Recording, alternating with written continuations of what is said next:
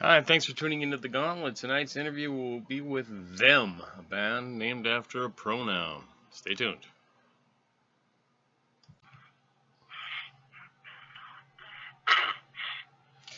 Hi, Troy. Besides suffering from a flu or cold, how are you doing otherwise? I'm actually doing all right. Just always busy in my life, whether it be work or my children or I'm moving actually. So I'm actually my ex-wife is moving to North Carolina, and I'll have the third of my children living with me. Pretty excited about that. Wow, So what a time to yeah, move, huh? yeah, That, yeah. So that's that, and then I switched gears after I moved to prepare for a tour. With them, we're going to be touring in May. Various countries in Europe. a European tour, 6-monther, or No, not that long. We'll be gone for about a month, that's close fan- to a month, yeah. well, that's good that you can afford to do that. A lot of bands nowadays can't. No, they can't. Well, we're going to be getting paid some money. You know, we can't command any type of serious money yet, but it's going to help. We'll probably break even, maybe spend a little bit out of our pockets. The last tour we did, we didn't make any money. It was with Halloween. We toured with Halloween. A lot of people think, a lot of fans of music think that that when they see their band out there, maybe there's quite a bit of buzz on the band. They think that the band is raking in cash. It's not the case. No. Not until you get to a certain level, and then you're making a living, and then another level, then like rock star status. Then you're raking in cash. Yeah, and that's a small pyramid up there. Yeah, it's very small. And the slope is getting steeper and steeper with all this free music and shit. I know. I was just talking to our guitar player because one of our guitar players, he's in Germany. I was just talking to him yesterday about how amazing things have changed. Like how amazing it is that how the whole industry changed. And you go on YouTube right now, 3 people uploaded our albums, our full album. And then there's I'm also involved with computers, and there's torrents. Our music is all over every torrent site. So it's, I don't get upset. I don't get mad.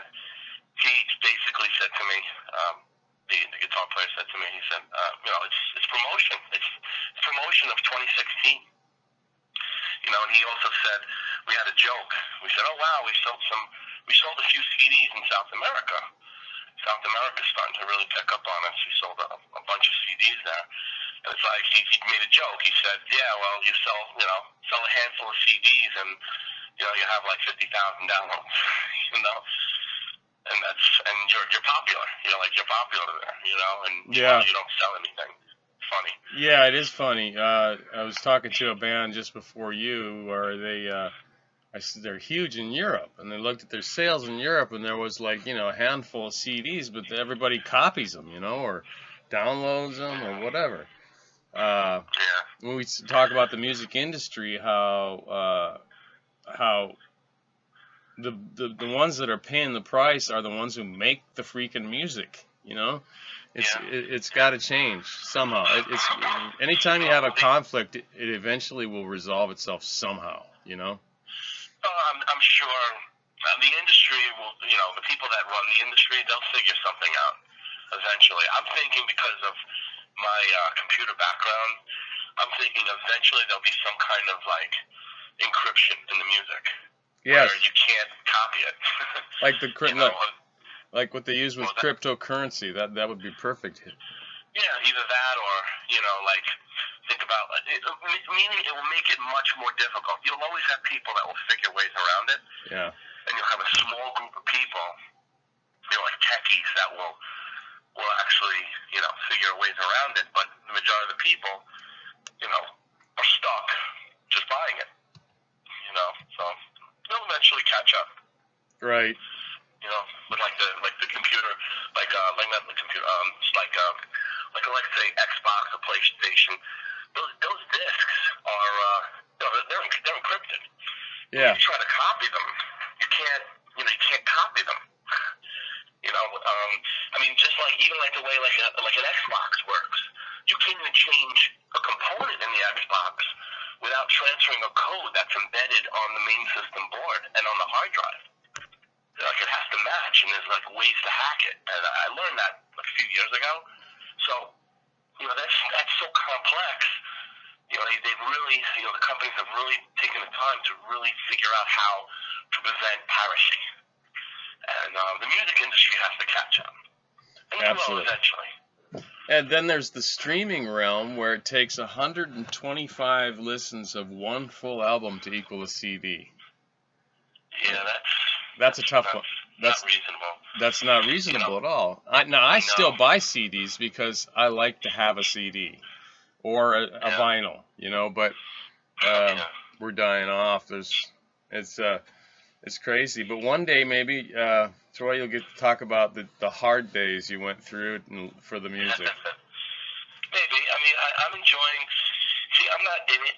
I'm not in this, and actually, none of us really are in it to try to, strike it rich. We're all. I mean, there's a few of us in the band that are professional musicians, and that's all they do. But they also have their own main bands. And then there's a few of us that we work. Right. We work and we do what we have to do to put food on the table, and this is our passion to us. It's like taking our hobby to a professional level and then some. That's how I look at it. Yeah, that's a good way to look at it. And you are professionals because you're writing your own music, and it's very good music.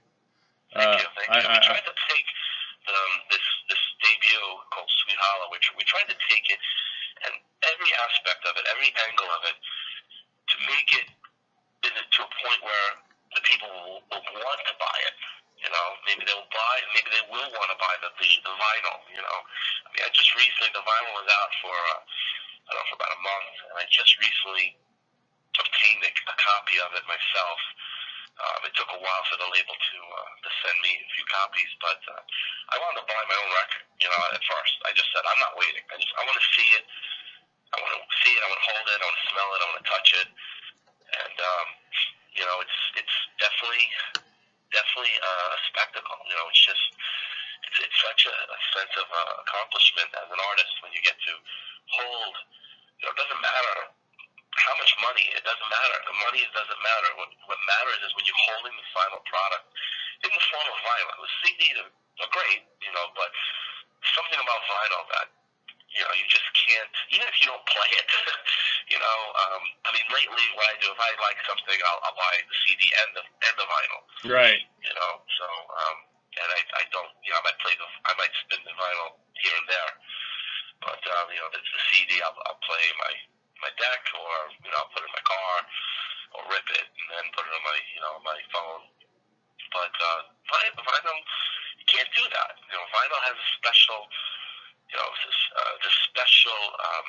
What's the word? It's got a ritual to it.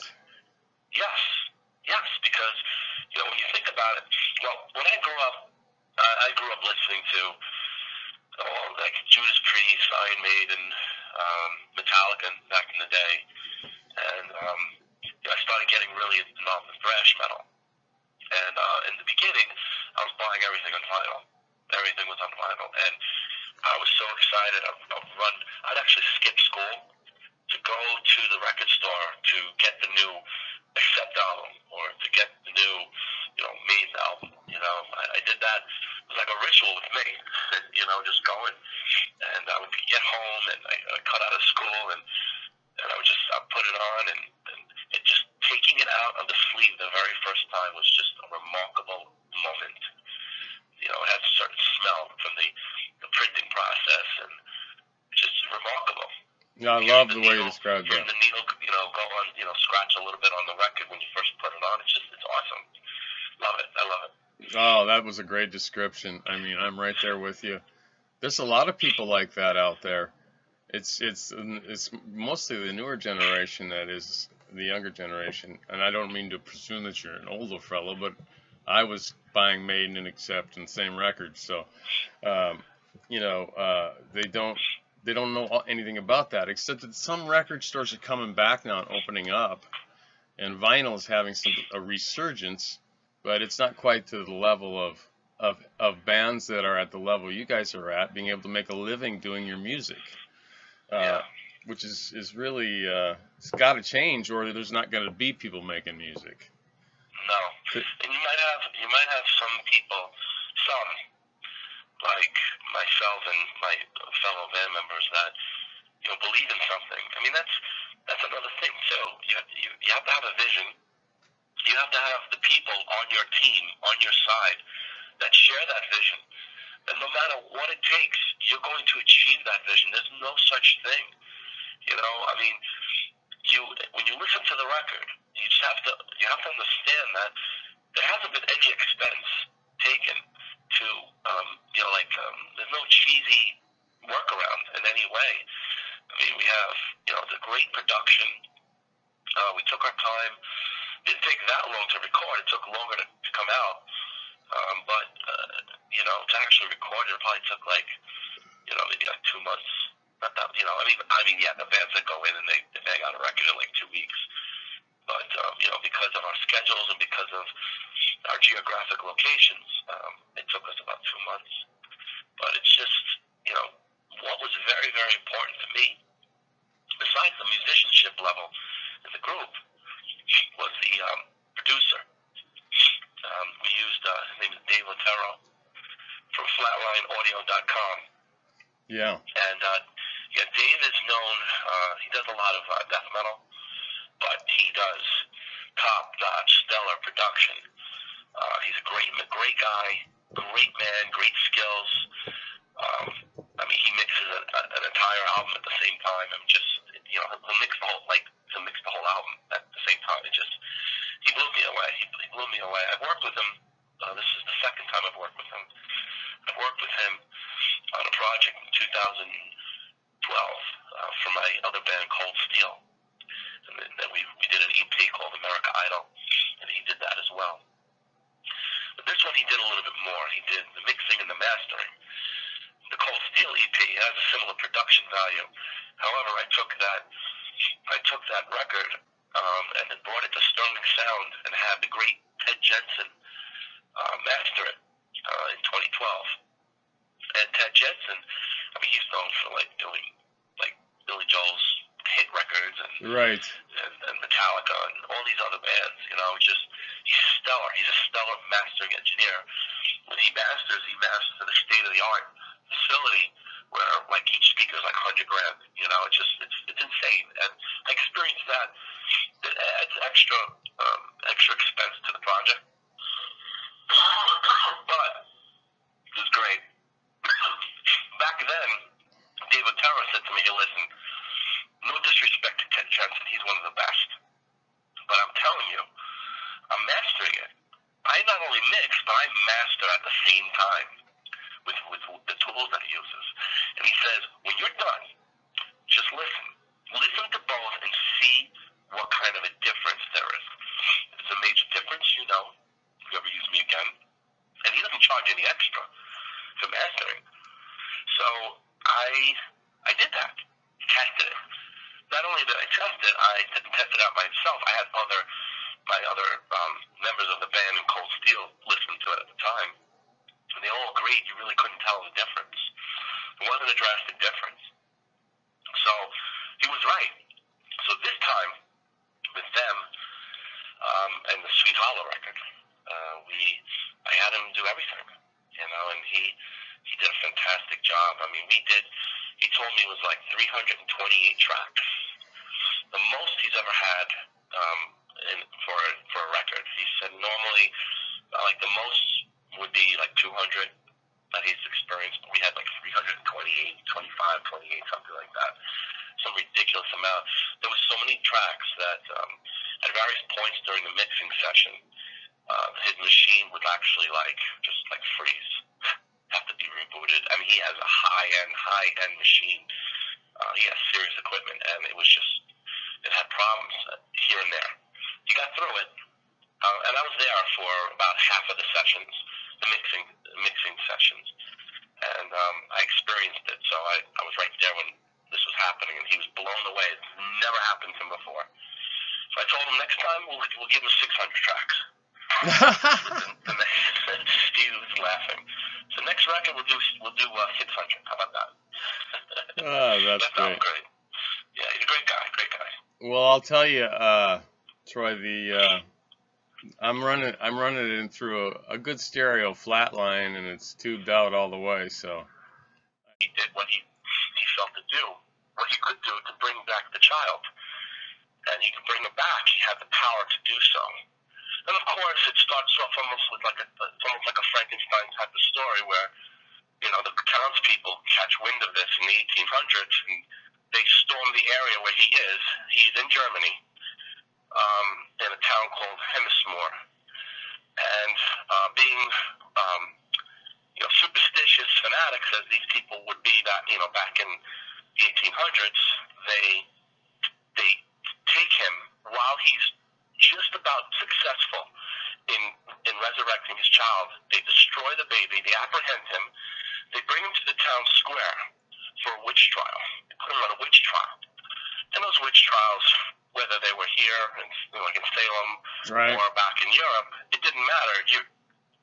Some serious stuff is going to go down.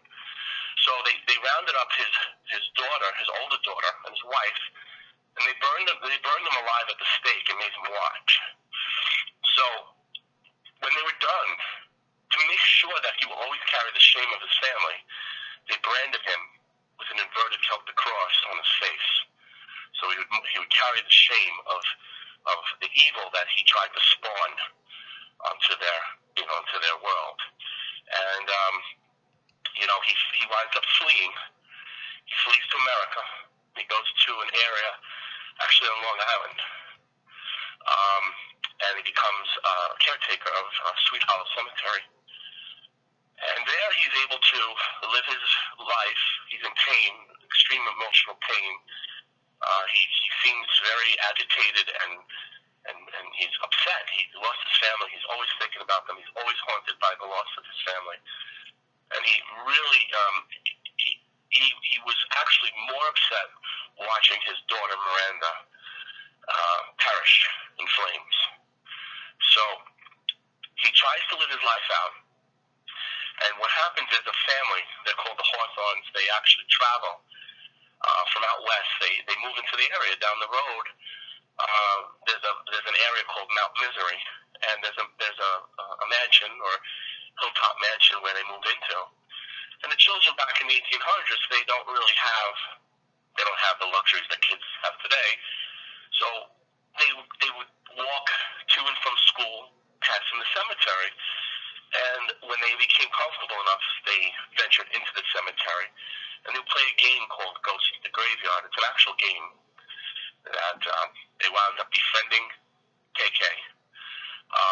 And he took a liking to the children, especially the girl. Her name was Mary, and the boy's name is Eric. So there was a boy and a girl, and there is a grandmother. Her name is Henrietta, and there's a wife and the husband, and they have a dog. They had a dog. It's a nice family. They're the Hawthorns. So he befriends them, and he tries to warn them. You really can't come in here at night. You can't keep coming in here. There's evil energy that wants you. So you need to keep it at a minimum. He's just warning the children, and basically, Mary, there's a particular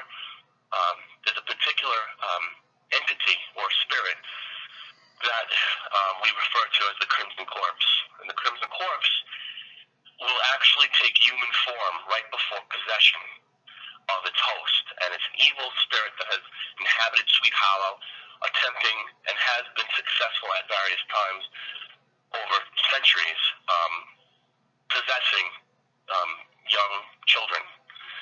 So Mary is summoned because the Crimson Corpse summons her back to the cemetery in one particular night. She goes back and she becomes possessed. Goes back to her family. The grandmother notices a change in her.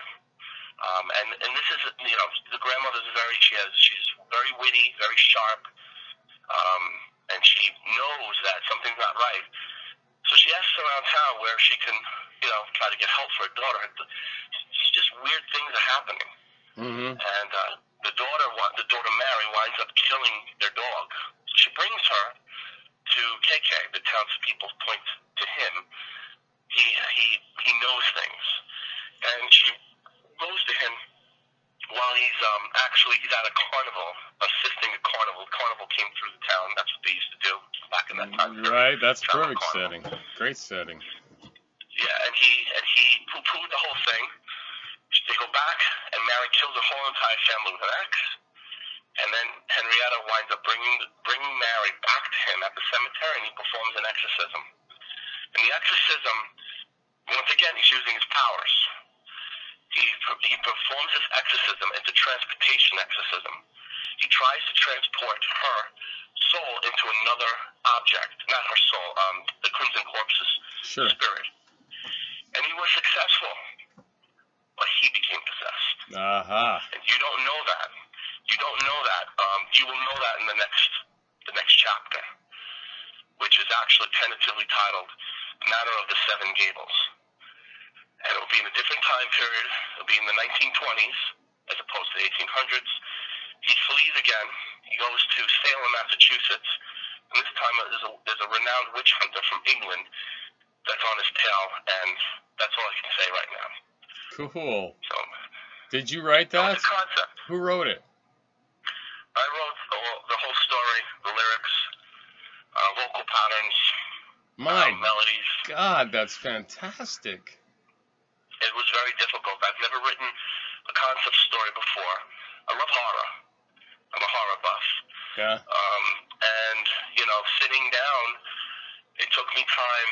I mean, I knew what certain things, like every little detail, like the logo. The logo, I had that logo developed years ago. I had it developed in 2011. And I just knew how I wanted to look. We had Travis Smith, who has done artwork for King Diamond, Overkill, Flotsam, does album covers. He didn't really have time to do an album cover, so I had him, at the time, I had him work on the logo. And he charged me next to nothing. He was a great guy, and he made a simplistic version of the Them logo. And then I had this graphic designer in Finland. His name is Jan, and he works for darkgrove.net. He developed the stone version, which you'll see on the record. The artist who actually drew it, we actually had two other artists that did versions of the album cover, and we decided to go with this particular one, which is the third one. He's Vance Kelly, or VanceKelly.com, and he is known for horror movie posters, and he just has drawn unbelievable artwork, especially really connecting with our story. And he's going to be doing our artwork. We're going to, moving forward, we're going to probably still use him. Is he the one that drew this picture I'm looking at then? Which is that the Sweet Hollow cover? Yeah, it's got. Or is it with the skeleton with the eyeball? No, it's a guy with a KK with the cross burned in his face. Yeah, and then there's a lady in his palm with an axe, and yeah, that's Mary and her brother Eric. And then yes, he drew that. Wow. He drew that. That is extremely compelling. I love the horror. I love macabre too. It's great. I love it. Especially then when it can really frighten you. And this story has that cool classic appeal of like the 1800s to the 20s are a freaky period for some reason. I can't explain it, but they just are. And it's really cool. And I was going to ask you first and foremost, is there a common theme through the record? Because as I read the titles and listened to it, I thought this is a story.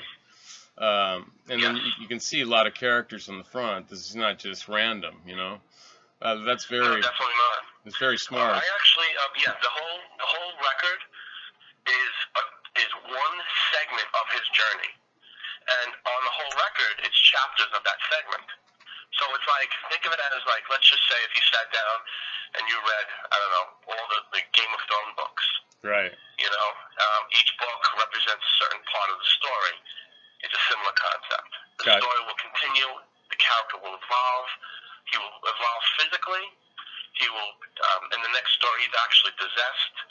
So he will be evil, and it will continue. If as long as there's an audience for it, people want to hear it, and we have some help with getting some funds to put it together, or I'll just keep going into debt, and then we'll get them out. We'll get the records out. We're looking to release another record probably in 2018. Okay. And and there was another thing. I don't know if you're aware of this. There's a lot of comparisons to King Diamond, and I don't know. Did you feel that at all? Comparisons to King Diamond? Well, a lot of critics have. Some critics. It's been broken up into a few different types of groups. Some critics have panned me, saying I'm a direct ripoff of King Diamond. Other critics have praised me, saying that nobody can sing like him, and I can, and then some. And then you have some people that they don't like the idea, but they enjoy it. Like they're mixed. So those are the three groups of critics that we've dealt with. And there is a reason. I pay homage to King, as well as the other things that I really love. I love the movie Evil Dead. I'm a big fan of Evil Dead with Bruce Campbell. Right. I love King Diamond. I love Tales from the Crypt. And you know what? I pay homage to them. But people don't know the other tips of the hat, so to speak.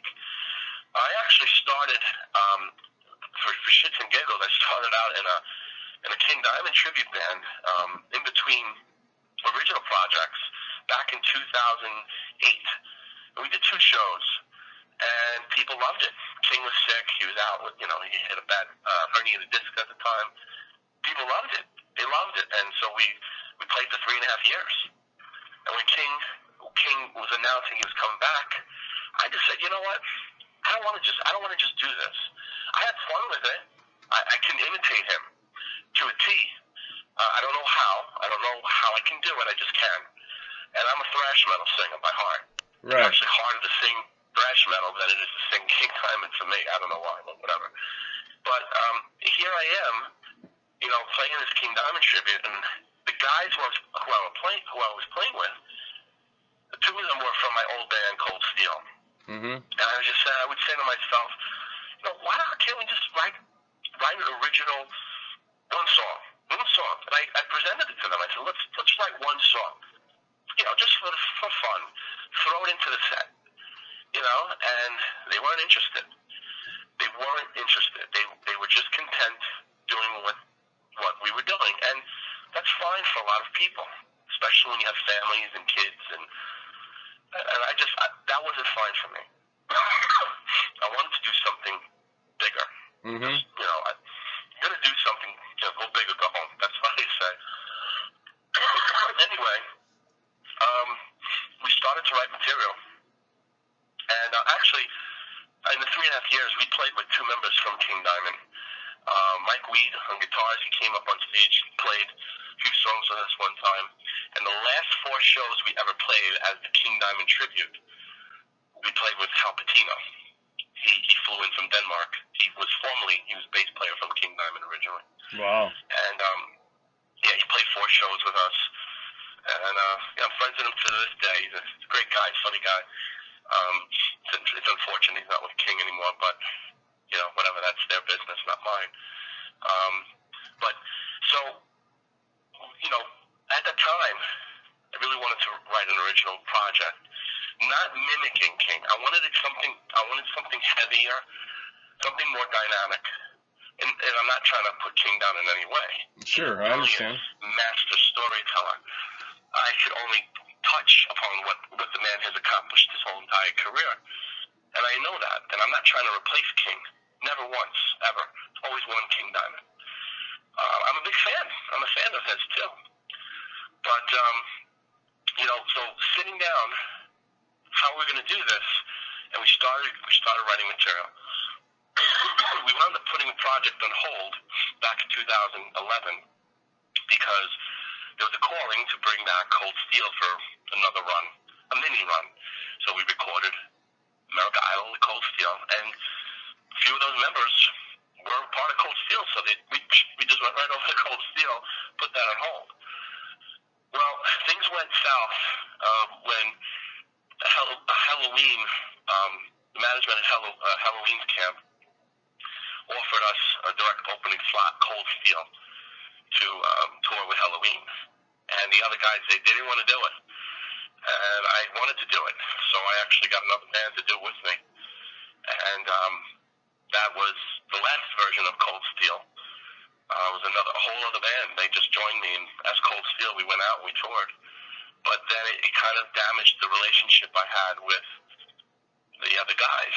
And so they didn't want to write the Them album. And I wasn't satisfied with just letting it go. So I had, in the interim, I had met Marcus Ulrich from Germany at a dinner on Long Island. And he saw my ideas. I had them on an iPad, and they were just drawings and makeup designs. And back then, I was thinking about even possibly using makeup. But I don't use makeup. It's a facial prosthetic I had developed specifically according to spec. Very specific. And that's why I wear that. I put that on. It takes me about 2 hours to put it on. But anyway, so he saw these ideas. He went back home to Germany. He was there with his band Landfear, prog metal band. They just played the Prog Fest. It was Prog USA or Prog Fest in Atlanta, the big prog metal festival. I know what you're talking about. Yep, and we were talking, and he was observing and taking it all in. He went back and he says, you ever want any help with anything? I have a lot of connections over here. Let me help you out. We became friends. Became good friends. He's a great guy. And he said, especially that Them project, that sounds awesome. It sounds like a great, people really like that. So I said, well, it kind of sucks because these guys, they don't want to do it. He says, I'll write the record with you. I'll write the whole record. And originally it started out as a recording project like that. So he wrote the whole record, little by little. We got the other members. Mike Lapon from Symphony X on bass. Mike had seen me perform King Diamond tribute shows in New Jersey. And he was floored when he could see what I could do. He would tell me, Troy, you sing stuff that King doesn't sing anymore. And I said, well, thank you. I'm very humble about it, but I try to go for exact. Exact. If I'm going to do something, I try to do it as close to being exact as possible. So when I told him about the original project, Mike Lapon was like, hey, look, if I'm not doing anything with Symphony X, you have my attention. I'm in. So he joined the project. Kevin Talley, who was playing with Suffocation at the time, he was intrigued by the music. He would actually, Suffocation are friends of mine. Right. Band Suffocation, and they don't live too far. In fact, they were rehearsing in my basement for about 8 months. And Kevin lives in San Antonio, Texas, and he would fly up here and stay in my house. And so, we'd spend mornings drinking coffee and having breakfast, and he would say, well, how's that Them project coming along? And I'd sit down behind my console and play it for him. And he was slowly more and more interested in it. And he said, sign me up. If you don't have a drummer for it, I'll do it. And this is how it progressed. Cool. And then he recommended Marcus Johansson from Chicago. He's the other guitar player. And the keyboardist is Richie Zeibel, who also played with Marcus Ulrich in Landfear. So we have 2 members in Germany, one in New York, one in New Jersey, one in Chicago, Illinois, and one in San Antonio, Texas. So, wow. It's a super group.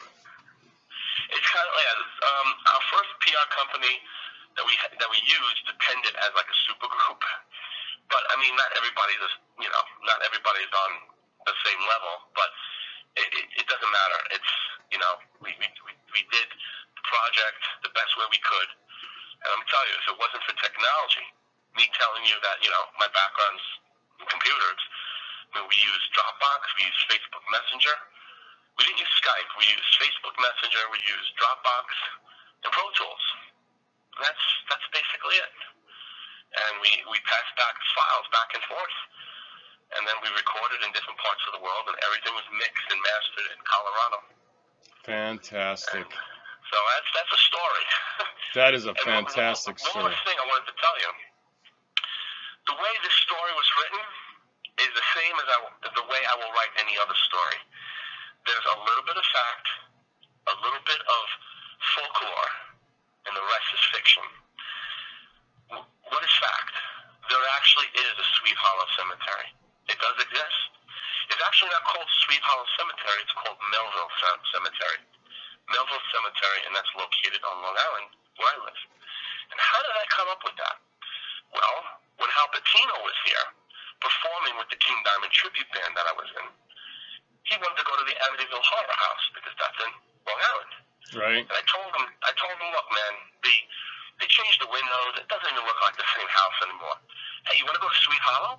He's like, what is that? And I told him, and we went. And there was orbs all over the videos and pictures that we took. And I said, wow, this would be a great central point in the story. That was in 2011. And so Sweet Hollow Road lies adjacent to the Melville Cemetery.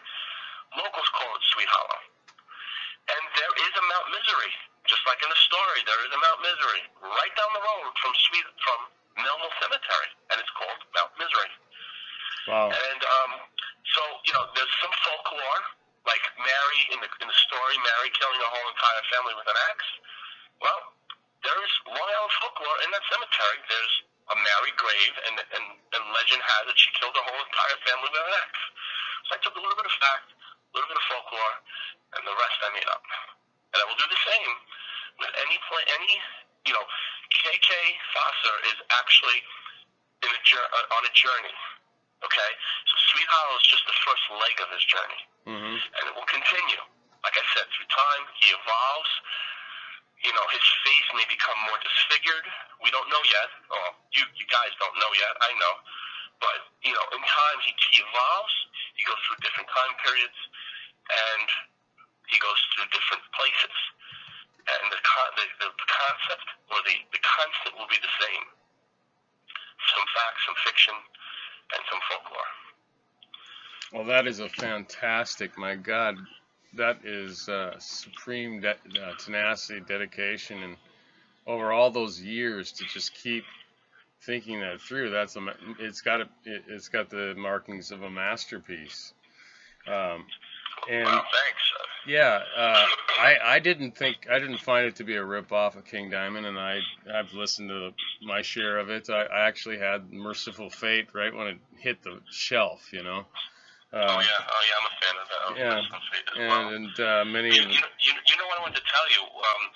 The critics in the very beginning, when they didn't know the whole story, and some of them were panning it, saying, oh, it's a King Diamond ripoff, the clones or whatever.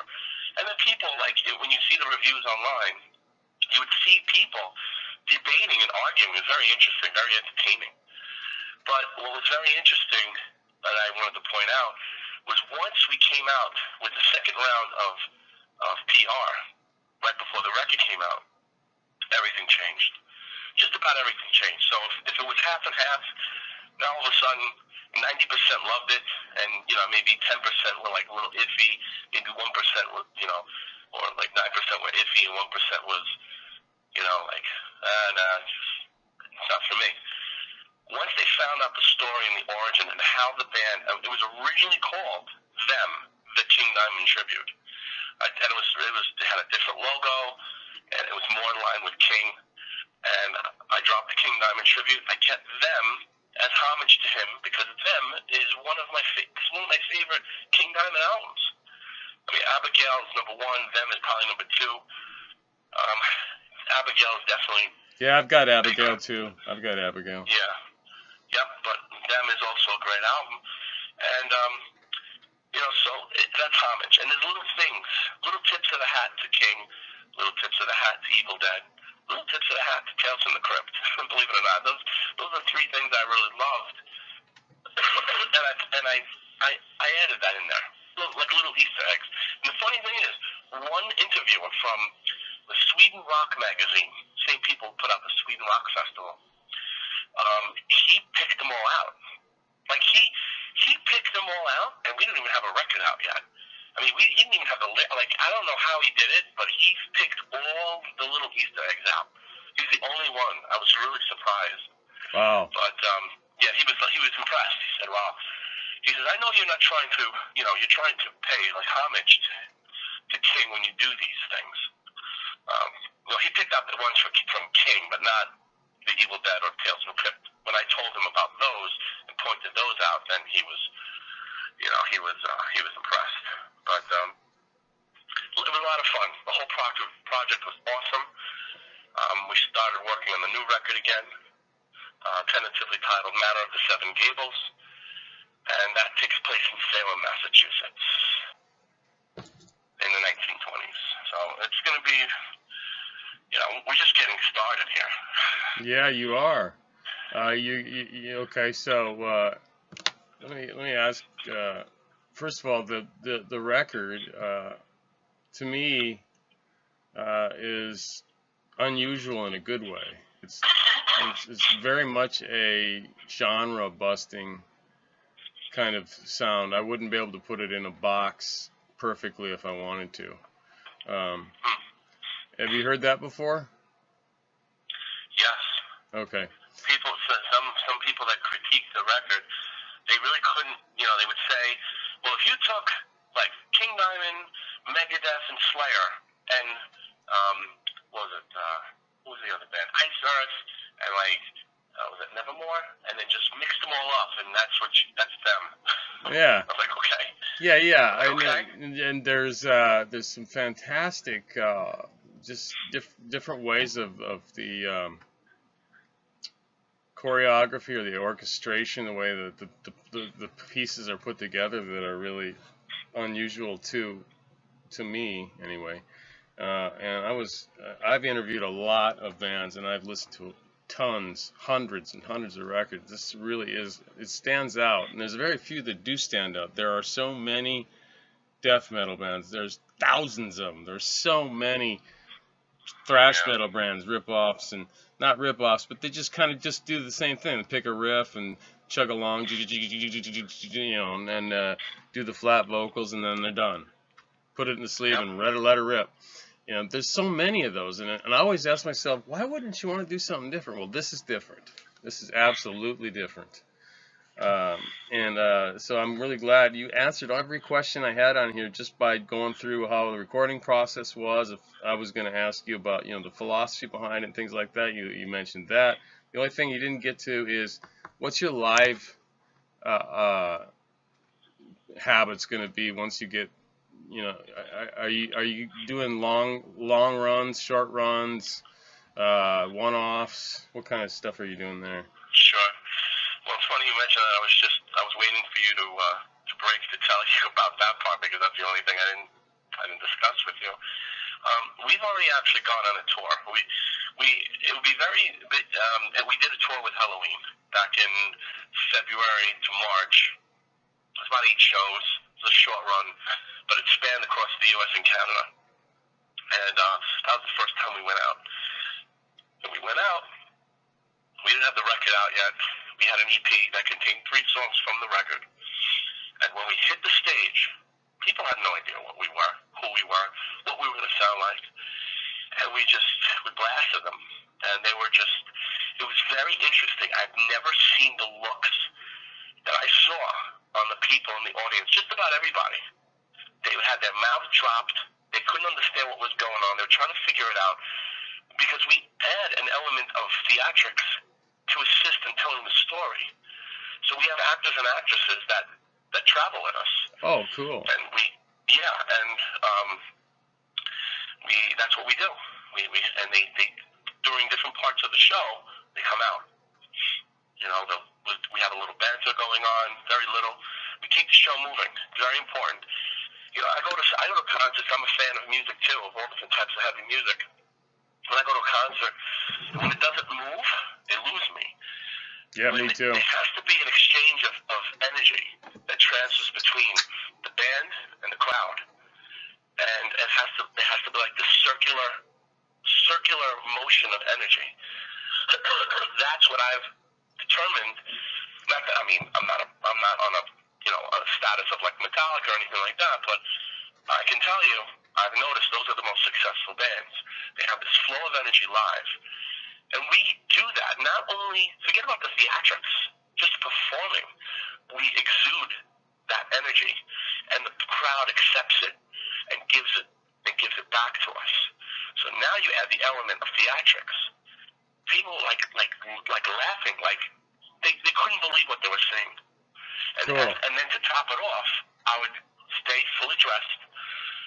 Then there's a certain time period, a certain time change, and we planned this exactly, specifically, strategically, just like this.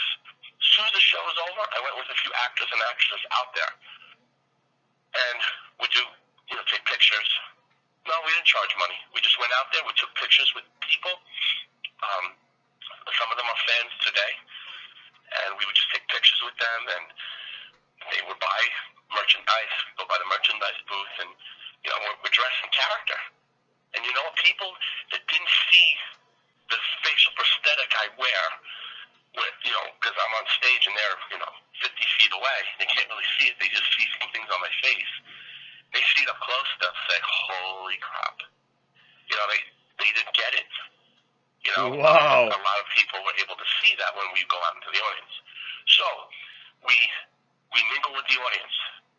We interact with the audience. We give them the energy that they want, and they give it back to us. In Chicago, when we played, they started chanting them. Not Halloween, them, when we finished.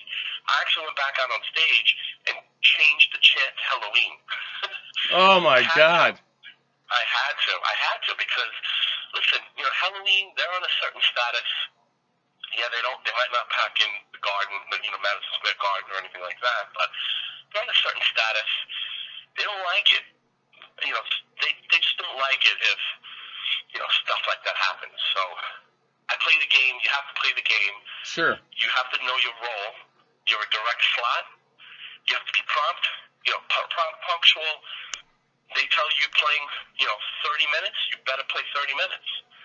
And you know what? A lot of bands, they don't care. They do whatever they want to do.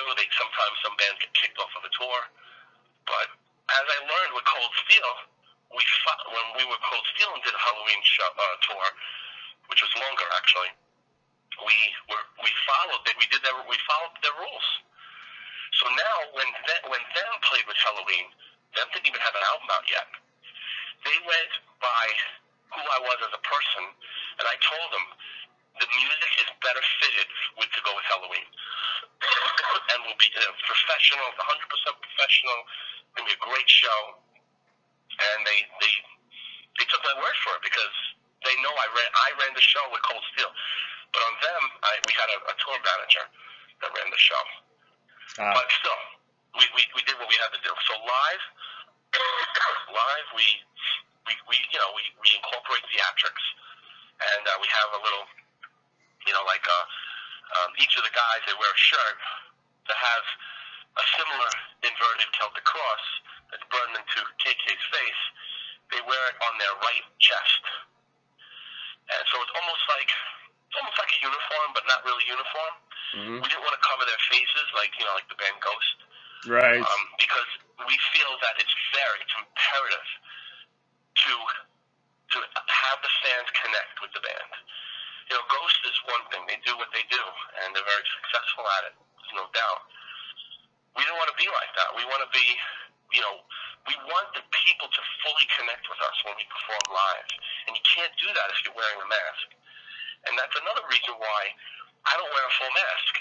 It took me a long time to have that facial prosthetic developed, just so it just covers a piece of the face.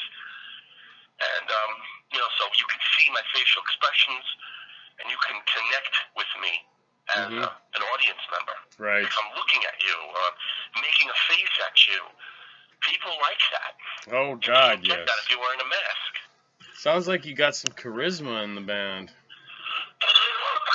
We do. Definitely some characters, that's for sure, too. There's no way to buy it. There's no way to get it, and there's no replacement for it. Yeah. we don't do one-offs unless it was, let's say we played like Rockin', something like that, Okay. like a big festival, something like that. Otherwise, we have to do several shows.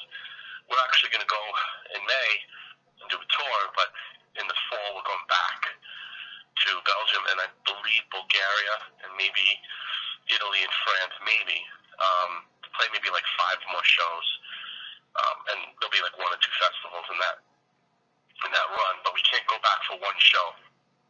Sure. If we all lived in Europe, it would be no big deal, but we don't. We can't command the money to make it to go over there just for one show. Sure, that makes sense. Or, so we have to play a few shows. I mean, people in the tri-state area, because I'm from New York, they're always contacting me. Oh, we want them to play. We want them to play Halloween. We want, we just can't. We just can't. Not for one show. We just can't. We would love to, but we can't. So when we're not together, we're writing new material. So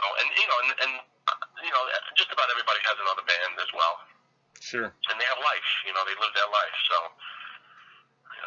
we'll get together. It's like we get together like the Avengers. That's so cool. Yeah, alternate identity. Okay, speaking of life. Exactly. Exactly. But and that's another thing too. I don't hide. Like my character. I'm not. That's just a stage character. I'm Troy. My name is Troy Norr. I'm not hiding who I am. I'm playing a role in a saga, and that's it. And that's the character's name. So it's very literary and very gimmicky. It's not gimmicky at all the way you've done it. All right, so thank you for. First of all, I got 2 kind of off the cuff questions to ask you real quick. Sure. What's the most unmetal music you ever listened to? Well, if there is none, you don't have to tell me. Or if it's Billy Ocean. Well, I can't stand country. That's for sure.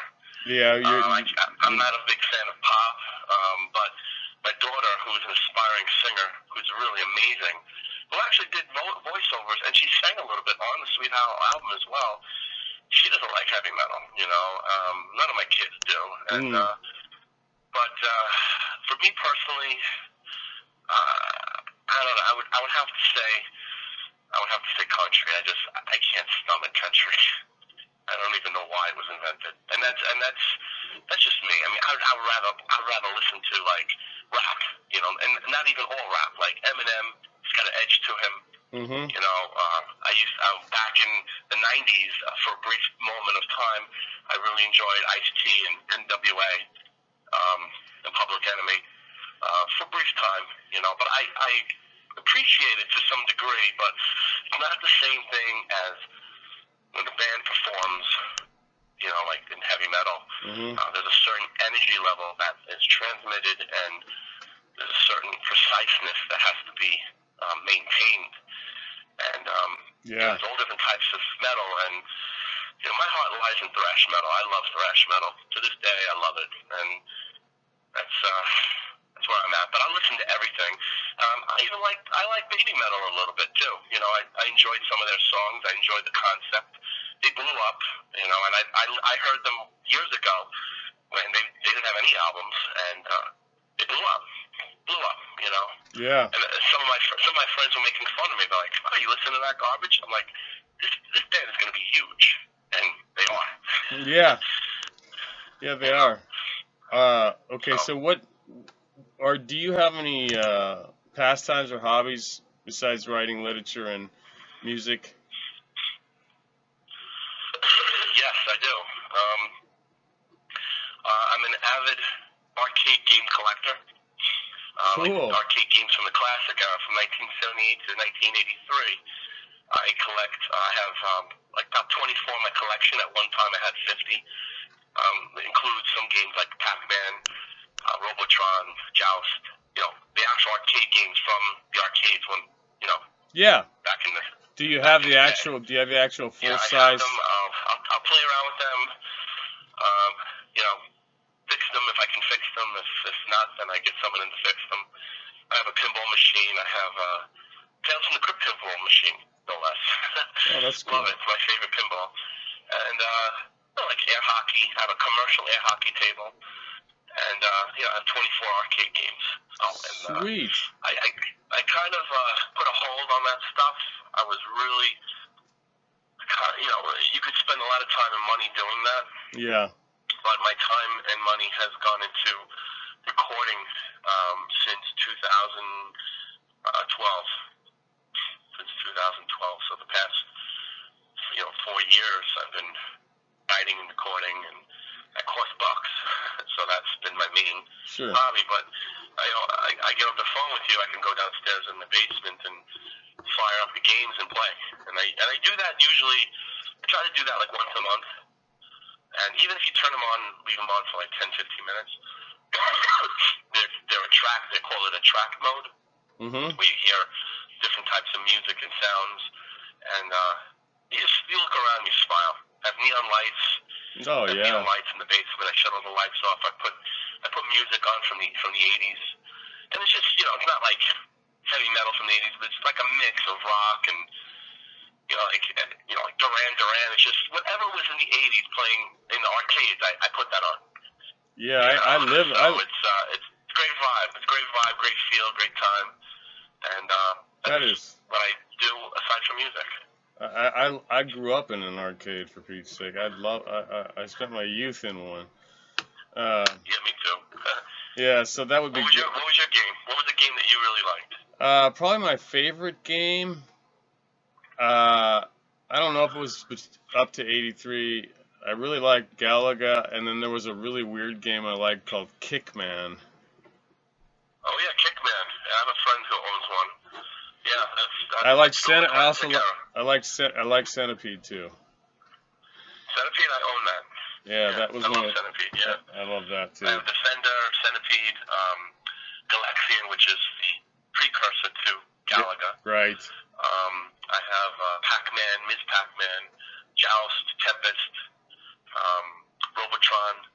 One of my favorites is called Zookeeper, and a few others. Oh, Qbert. Oh yeah, Qbert. One of the best ones, Qbert. I joke around. I tell my kids if I ever go, in the funeral parlor, I want you to put up some of these games so people can play them. Well, when they come to pay respects, fire up the games. Well, that's a great idea. Why not?